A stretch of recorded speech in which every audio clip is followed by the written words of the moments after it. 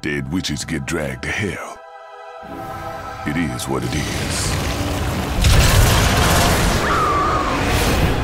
Hey, this is OneUpIsland.com with I'm Megacaster. I've got Yoki Jiro and Yoshi OneUp. That's Tony Lawson and Matthew Morandi for those playing the home game. We're going to be talking about Bayonetta 2 that was announced this year at the Nintendo Direct for E3. And this is, of course, the sequel, Bayonetta 2. And it was revealed, the big thing that they showed was the fact that they're including the first Bayonetta game in that same game case. You get 2 discs. If you get the physical, yes. And a lot of people were like, "Oh, they're not going to do it digitally." If you buy Bayonetta 2, you don't get it digitally for Bayonetta 1, but you do. So put that aside, people. You get both Bayonetta 1 and Bayonetta 2 if you buy it digitally. Yeah, and they didn't make it really clear. Maybe they changed something after it, but that's a pretty damn good deal. I've never played Bayonetta 1. Yeah. It's fun, right? Yeah, no, I played that one on PlayStation 3, which was supposed to be like there were some graphical problems with that and slowdown, which I didn't have an issue with. It's a fun, it's a platinum game. Like you go in, like it's one of those games where you start playing and you start like, hitting things and like jumping and like, doing the little combos. And then you're just like, oh man, this is fun. I want to keep going.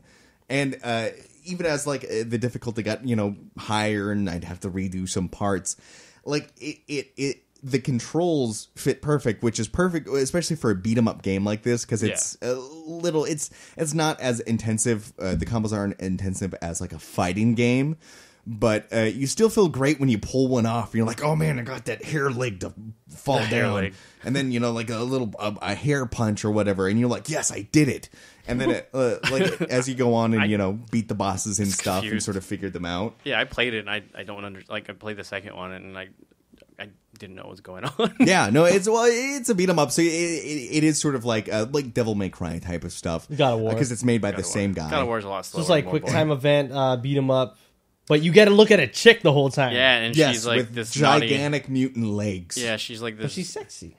What about her Samus and her Link costume? And was there a Zelda one too? No, there's a Peach one. Oh, Peach one, yeah. Those were silly. What's really funny is that Nintendo actually told them to make her Link outfit with less clothing because it fits. Yeah, there was an undershirt where you got the green tunic, and there was an undershirt, and they went, well, no, Bayonetta needs a little which is really weird because it's Nintendo. I think they don't care anymore. Well, it's an M-rated game. They know it's for adults. It's not intended for kids. And they've done that before. They took stuff away or added too many clothes on something. They've done that, but this time they're like, nah. Well, I mean, I don't know. Maybe it's a new generation of Nintendo. I mean, we've seen Hyrule Warriors that's coming out. Hyrule. We'll talk about that later. But fucking tits everywhere. Since we're talking about mature games and weird games on Nintendo consoles, Devil's Third. Let's just motherfucker. Let's just put both of them together.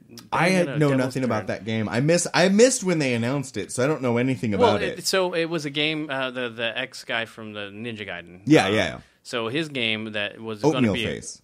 Yes, that was going to be on THQ. But when THQ went under, nobody bought the game, right? And nobody knew who did it, but Nintendo did it. So they bought the game. So they're this is Nintendo only.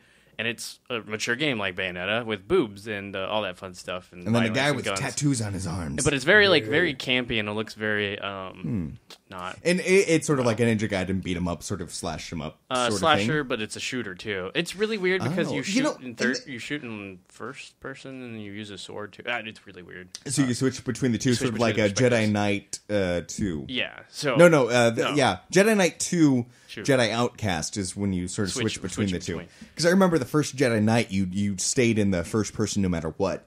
And it's interesting that Nintendo, like, they're bringing the fucking games, man. They're bringing games that are interesting instead of, look, it's Uncharted. Look, it's Zombies Ate My Neighbors, but in 3D, and it's shooting things with zombies and bouncy fuck things.